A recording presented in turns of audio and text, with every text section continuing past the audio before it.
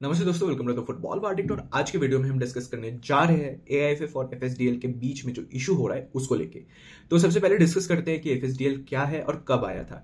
तो 9 दिसंबर 2010 में एआईएफएफ ने एक 15 साल का जो कॉन्ट्रैक्ट है वो साइन किया, जो डील है साइन किया एफएसडीएल के साथ, जो कि ओन करते हैं रिलायंस इंडस्ट्री और इंटरनेशनल मैनेजमेंट ग्रुप।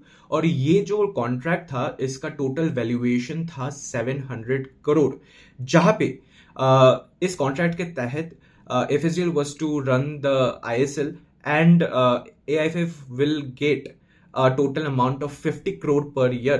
FSDL को राइट्स मिला था to manage the ISL and national team games, जहाँ पे उनको ब्रॉडकास्टिंग राइट्स मिला, उनको जो इंडियन फुटबॉल लीग कंपटीशंस है जिनमें नेशनल टीम मैचेस था उनका राइट्स इधर पे FSDL को मिला था। तो FSDL ने अक्टूबर 2013 में अनाउंस किया था ISL को, एंड उसके बाद ISL स्टार्ट हुआ अक्टूबर 2014 में, and Atletico the Kolkata came out to be the first inaugural champion of the ISL, and this is the way how ISL started with the support of FSDL. And finally 2019 में जाके FIFA ने recognise किया ISL को, and उसके बाद से ISL became the top tier league of Indian football. तो इसके बाद जो प्रॉब्लम हो रहा है अभी, वो क्या हो रहा है, जो MRA है, मास्टर राइट्स एग्रीमेंट, जो कि था वो डील AIFF और FSDL के बीच में, ये डील को अभी खत्म होने को आया है दिसंबर 2025 में, और अभी तक इसके रिन्यूअल को लेके कोई भी अपडेट्स नहीं है। AIFF अभी कोई डिसीजन नहीं ले पाएगी until and unless supreme court उनके कॉन्स्टिट्यूशन को पास करे, जिसका हियरिंग का डेट जुलाई 2018 में है। एंड AIFF के जो कंपटीशन कैलेंडर है इस सीजन का 2025-26 का, उसमें भी ISL का कोई जिक्र नहीं है। आई लीग का है, डुरांड का है, और बाकी सारे टूर्नामेंट्स जो AIFF ऑर्गेनाइज करती है उसमें उनका जिक्र है सारे टूर्नामेंट्स का, बट ISL का नहीं है। तो आपका टॉप टियर जो लीग है वो आपके कंपटीशन कैलेंडर में नहीं है। तो this is a big thing to be noted, and as of now कोई सिग्नेचर नहीं हुआ है टॉप टियर लीग का, और अभी currently we don't have a top tier league, क्योंकि ISL का future is in uncertainty. Even तो अभी जो है खबर निकल रहा है कि FSDL came into like few things, few proposals and all, and there we might have ISL with an extension of 6 months probably, but अभी तक उसको लेके कोई concrete update नहीं है, and we are going to discuss this thing in the coming parts of the video. तो अभी अप्रैल 2025 के 8 तारीख, मतलब इस साल के 2025 के 8 तारीख ऑफ अप्रैल, एक कमिटी बनाया है AIFF ने, जिस कमिटी को टास्क दिया गया है कि MRA एग्रीमेंट जो है उसका फ्यूचर को एनालाइज करने के लिए और कैसे चीजों को आगे ले जाना है वो FSDL के साथ नेगोशिएट करने के लिए ये कमिटी बनाया गया है। तो लेट्स सी कि यहाँ पे क्या होता है, ये जो नेगोशिएशंस प्रोसेसेस है। लेकिन इसी बीच FSDL ने एक नया प्रपोजल डाला है, जहां पे उन्होंने प्रपोज किया कि एक नया होल्डिंग कमिटी बनना चाहिए, जहां पे सारे जो क्लब्स है उनको 60% शेयर डिवाइड होगा equally among all the clubs, and FSDL will have 26% of the shares and AIFF will have 14%। And उसके साथ साथ FSDL को एक वेटो पावर मिलेगा, एक वेटो राइट मिलेगा with regard to some certain matters in Indian football. तो ये जो प्रपोजल है FSDL का, ये भी एक नया चीज है जो सामने आया है। तो FSDL is not interested to renew the contract, rather they want some upgrade, they want some amendments to the contract and then move ahead. तो सेम जो कॉन्ट्रैक्ट है इतना साल MRA का हमारा, वो कंटिन्यू नहीं होगा। FSDL के तरफ से ये क्लियर है, उनको चाहिए change, and it might happen कि MRA डील को हम टर्मिनेट करके एक नया कॉन्ट्रैक्ट बनाए, बट अभी जो सिचुएशन है वो बहुत मुश्किल है ये चीज करने के लिए। और इसके साथ साथ FSDL का एक और पॉइंट जो है, एक और प्रपोजल है, वो है 10 साल तक no delegation and no promotion in ISL। तो इसका मतलब आई लीग जीतने के बाद no teams will get promoted to top tier football. तो ये एक बहुत बड़ा अपडेट है जो कि शायद ही इंडियन फुटबॉल को मदद करेगी, and we have to see how this things work, and ये एक्सेप्ट होता है कि नहीं, क्योंकि FSDL का जो स्टांस है वो है कि फाइनेंशियली स्ट्रॉन्ग जो क्लब्स है उनको ही शायद प्रमोशन मिले, एंड तो ये अगर होता है तो फिर there is no point of this happening, because अगर प्रमोशन और रेलिगेशन नहीं होता है among the tiers of Indian football, then that is not going to take us anywhere. And अभी इसके वजह से अगर ये जो प्रपोजल होता है एफएसडीएल की तरफ से अगर वो पास होता है, तो एआईएफएफ जो है उनको नॉन आईएसएल मैचेस और नेशनल टीम मैचेस के जो रेवेन्यू है उनमें पूरा हक रहेगा। तो सिर्फ आईएसएल का जो रेवेन्यू जनरेट होगा वो एफएसडीएल के पास रहेगा, जो कि नया जो जॉइंट वेंचर बन रहा है उनके पास रहेगा। And that will allow AIFF to have the revenue from the non ISL matches and national team matches. And जो ये प्रॉब्लम चल रहा है ना ये इशू को लेके, इसके वजह से बहुत चीजें अफेक्टेड हो रही है। पहली बात तो कि क्लब्स अपने प्री सीजन को डिले कर दिए, बहुत सारे साइनिंग्स नहीं हो पा रहे क्योंकि फ्यूचर क्लियर नहीं है कि आईएसएल होने वाला है ही नहीं। जो अपकमिंग टूर्नामेंट्स है वो सही से होंगे कि नहीं। अगर लीग नहीं होता है तो टूर्नामेंट्स करने का कोई मतलब नहीं है। अगर 1-2 महीने के लिए आप प्लेयर्स बुलाओ तो it's a loss, financial loss होगा क्लब्स के लिए। तो इसके वजह से प्लेयर साइनिंग नहीं हो रहा है, प्री सीजन नहीं हो रहा है। एंड अगर 31 अगस्त तक चीज ठीक नहीं होता है तो फिर ट्रांसफर मार्केट को इफेक्ट होगा, बहुत बड़ा इफेक्ट होगा। इसका रीजन ये है कि 31 अगस्त को ट्रांसफर विंडो बंद हो रहा है और उसके बाद आप कोई साइनिंग्स नहीं कर पाओगे अदर देन फ्री एजेंट्स। तो ये बहुत ही मुश्किल होगा for any clubs and for Indian football as well.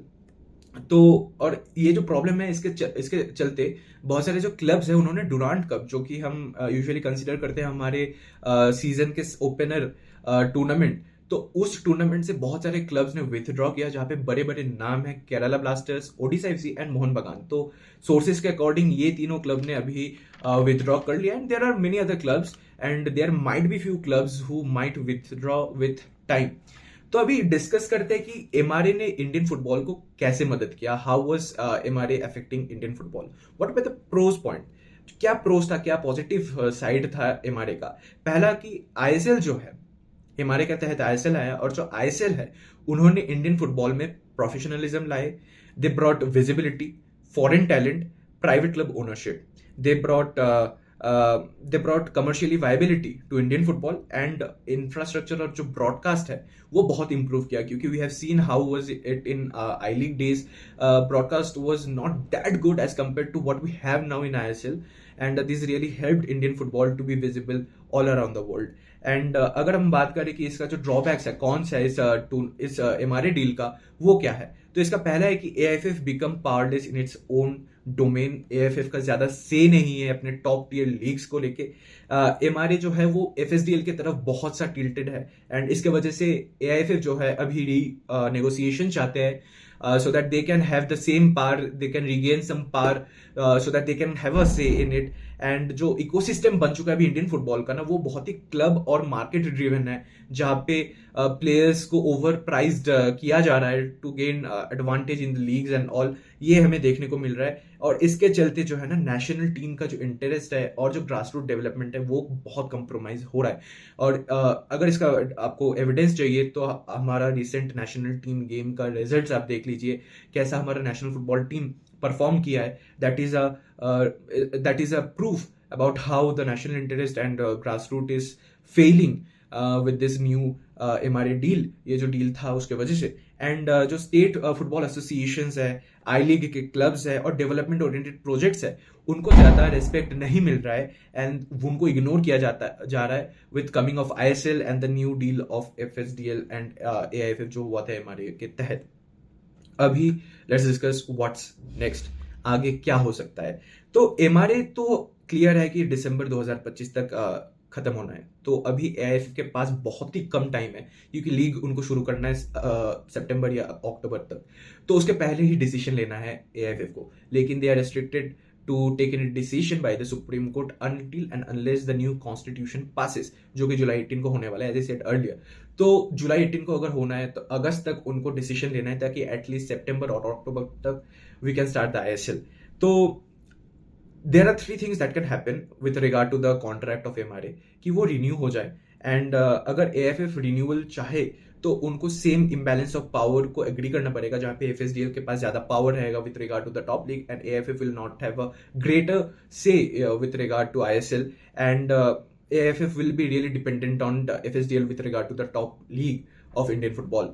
अगर रीनेगोशिएशन होता है एफएसडीएल और एआईएफएफ के बीच में and we get a new MRA, तो उसमें एक बैलेंस होगा with regard to the power, and AIFF may attempt to renegotiate the terms to get more revenue, more say in ISL operations and scheduling, greater freedom for developing I League and the grassroots. तो अगर ये power उनको मिलता है तो these things can improve a lot under AIFF, and अगर ये होता है तो ठीक, वरना तो FSDL अगर एग्री नहीं करता है तो रिड्यूस द कमर्शियल कंट्रोल, तो फिर क्या होगा?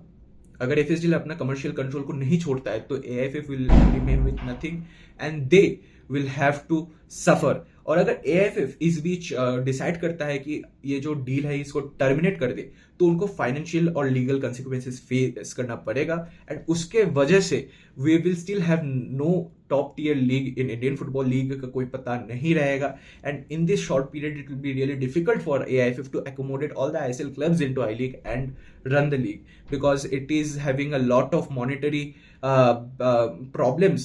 AFF will face monetary problems with regard to this, and उनके लिए बहुत मुश्किल होगा to make the I League with ISL and I League clubs.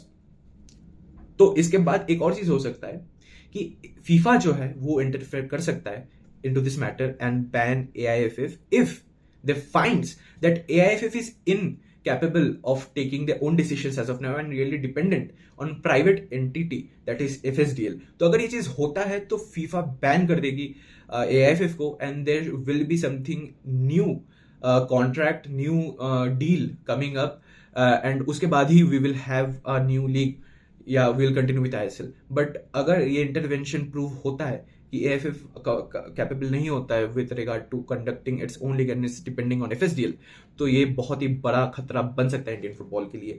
और जैसे कि 2022 में ऑलरेडी फीफा ने हमें third party interference in the elections of AFF के चलते बैन किया था, वो चीज फिर से हो सकता है हमारे साथ, और हमारा इंडियन फुटबॉल का जो इमेज गिर रहा है वो और भी गिर जाएगा, and it will be really tough for us to recover from that place. तो अभी ये जो प्रोग्रेस है इनमें बहुत नज़र देने का हमें ज़रूरत है कि क्या प्रोग्रेस हो रहा है, क्या हो रहा है, क्या नहीं हो रहा है। तो ये चीज़ में नज़र देना बहुत ही ज़रूरी है। तो एक फाइनल कॉल हो सकता है इस मोमेंट में, क्या रहेगा हमारा फाइनल कॉल? ये जो चीज़ चल रहा है ना, ये बस एक कॉन्ट्रेक्चुअल कॉन्फ्लिक्ट नहीं है एफएसडीएल और एएफएफ के बीच में, रैदर ये एक फाइट है over identity, over control and future of Indian football. क्योंकि जो इस चीज़ में जीतेंगे उनका कंट्रोल होगा, उनका नाम होगा, उनका पावर होगा, और वो डिसाइड करेंगे कि इंडियन फुटबॉल कहाँ जाएगी इन फ्यूचर। अगर एफएसडीएल जीतती है इस डील में, will have, if they have more power they will take the calls, and if AIFF recovers the power it lost to FSDL, then AIFF will take the call and decide how things work. तो ये एक चीज़ हो सकता है, लेकिन इसमें एक $1 million का क्वेश्चन है कि क्या Indian football be dictated by corporate interest alone? क्या हमारा नेशनल इंटरेस्ट, क्या हमारा जो यहाँ पे ग्रास रूट डेवलपमेंट है उनको नज़रअंदाज करके यहाँ पे एक corporate, just because of money, हम ये जो अगर रिन्यू भी हो या फिर नया डील भी हो जो उसमें हो, क्या उसको कंटिन्यू करना चाहिए? क्योंकि जो चीज़ चल रहा है इंडियन फुटबॉल के साथ वो एकदम ठीक नहीं चल रहा है, and this is tough are. तो ये चीज़ हमें क्वेश्चन है जो ये पूछना पड़ेगा, इसका आंसर हमें चाहिए कि क्या। तो अभी वक्त है फाइनल कॉल का, जहाँ पे हम डिस्कस करने वाले हैं कि क्या होना है इस चीज़ को लेके। तो पहला जो पॉइंट यहाँ पे सामने निकल के आता है कि ये जो प्रॉब्लम चल रहा है ना, ये बस एक कॉन्ट्रेक्चुअल कॉन्फ्लिक्ट नहीं है, rather it is a battle for identity, battle for power, battle for control and the future of Indian football. तो जो इधर जीतेगी इस कॉन्ट्रैक्ट को, जिनका ज्यादा शेयर रहेगा इस कॉन्ट्रैक्ट में, उनका से रहेगा ज्यादा इंडियन फुटबॉल के फ्यूचर में। अगर एफएसडीएल होता है तो दे विल हैव मोर से, अगर एआईएफएफ रहेंगे तो दे विल हैव मोर से। तो ये चीज जो है यहाँ पे पावर जो है वो डिफाइन करेगा इंडियन फुटबॉल के फ्यूचर को, कि कौन डिसीजंस लेगा कौन नहीं। एंड इसके बीच एक $1 million का क्वेश्चन है जो सामने निकल के आ रहा है कि क्या इंडियन फुटबॉल डिक्टेट होना चाहिए on the basis of corporate interest alone? क्योंकि we have seen how things are working, जहाँ पे नेशनल इंटरेस्ट नहीं है, ग्रास रूट डेवलपमेंट नहीं है, जिसके चलते यहाँ पे इंडियन फुटबॉल सफर कर रही है, नेशनल टीम सफर कर रही है, जहाँ पे रिजल्ट्स नहीं है हमारे पास, हमारे से लोअर रैंक टीम से हम हार रहे हैं, and this is really bad sign for Indian football. And यहाँ पे एक और क्वेश्चन जो है वो भी सामने निकल के आता है कि क्या ये मोमेंट है एक नए बैलेंस को ढूंढने का, जहाँ पे जो ग्रोथ है इंडियन फुटबॉल का, that doesn't come at the cost of grass root and governance.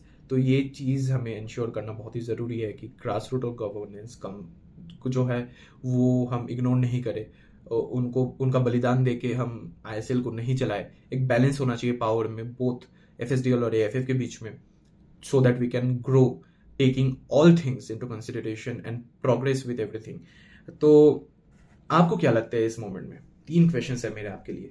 पहला क्वेश्चन तो ये है कि क्या एआईएफएफ को फिर से फुल कंट्रोल लेना चाहिए इंडियन फुटबॉल के ऊपर, ताकि फिर से पुराने दिन वापस आए and AIFF gets the authority and takes the charge of Indian football and makes the progress through grass root and league developments, या फिर एफएसडीएल का जो कमर्शियल विजन है वो कंटिन्यू होना चाहिए एंड उनको पावर दिया जाना चाहिए with regard to Indian football.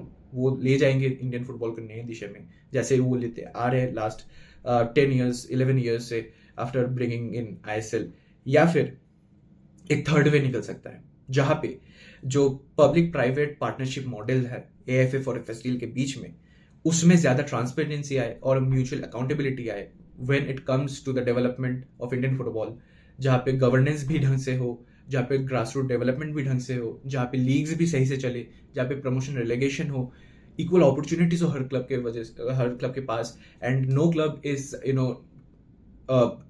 Put behind from getting promotion and relegation just because of their financial capacity. तो ये चीज देखना बहुत ही जरूरी है।